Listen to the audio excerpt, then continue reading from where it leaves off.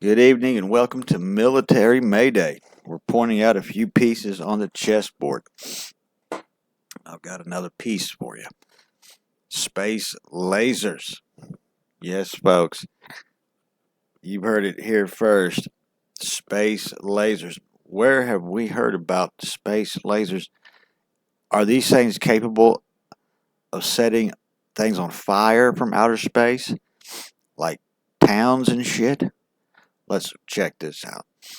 Human society has become increasingly reliant on satellites, from tracking agriculture to the weather to the high speed broadband access and GPS. I think all that's ground based towers. In wartime, disrupting an adversary's access to these technologies could give a country a massive tactical advantage, plunging the enemy into economic uncertainty and social instability.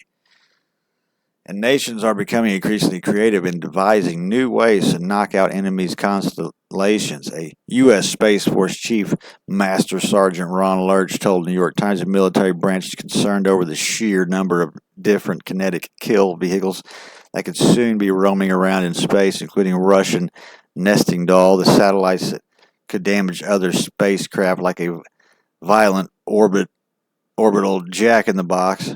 Other spacecraft, he said, might be able to cast nets or grab onto targets with grappling hooks. That sure sounds pretty advanced. Then there are Chinese uncrewed space planes that could soon learn to communicate with ground using quantum tech or AI-powered satellites. In short, concerns over conflict in space have led to a burgeoning space arms race in Earth's orbit, with different militaries rushing to gain the upper hand. In the meantime, Lerch told the NYT that within the next 10 years, we'll see satellites that can spray chemicals or use lasers to blind other satellites. In late 2020, the U.S. Space Command warned that Russia had just launched a direct ascent anti-satellite missile designed to destroy a satellite in low Earth orbit. The missile blew up a retired Soviet era missile, creating a massive debris cloud and even forcing astronauts on board the International Space Station to shelter in escape vehicles. There have also been instances of adversarial satellites coming suspiciously close to U.S. assets in orbit. But it's not just a variety of new types of spacecraft threatening to blow up satellites in space. The Space Force already has to contend with a digital battle being waged back on the ground. It's not the kinetic threat that keeps me up at night, Space Force Operations Command official Chandler Atwood told the New York Times. It's a cyber defense aspect. We have significant vulnerabilities we have to harden up. Well, that's the end of it. That's pretty. We have to harden up, huh? Well, if you're trying to tell me that we don't have advanced space weapons up there sitting around ready to be used, you're mad. I mean, the money invested, the black operations, if you ever looked at any of that stuff, I mean, goodness. We got a funny little story here.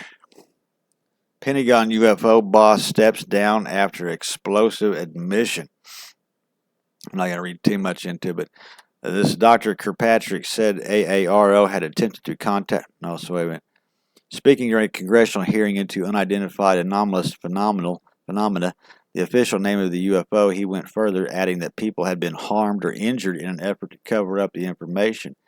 Kirkpatrick said AARO had attempted to contact Gush about his claims repeatedly, which the whistleblower denied. However, speaking during an off-camera meeting with the press on Halloween, the AARO director admitted some of the claims could be true. We are investigating each and every one of Gush's claims, he said. We're cross-referencing those, and some bits of information are turning out to be things and events that really happened. A lot of it's still under review, and we're putting all that together into a historical report.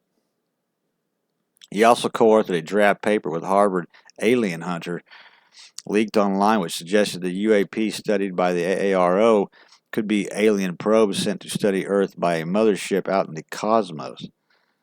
While he did not give permission of the paper to be published, Dr. Kirkpatrick said that he did not regret his involvement.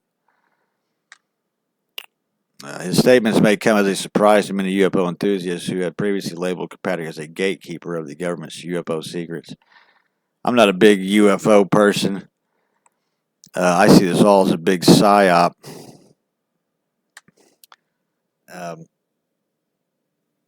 This guy's probably just a fool that's being led down a path. Kind of like, have you ever watched X-Files? Where they just keep giving Mulder little niblets here and there and shit like that. I think it's probably the same thing in most of these cases. Anyway, if you enjoyed the information, smash that like button, subscribe. Toodaloo.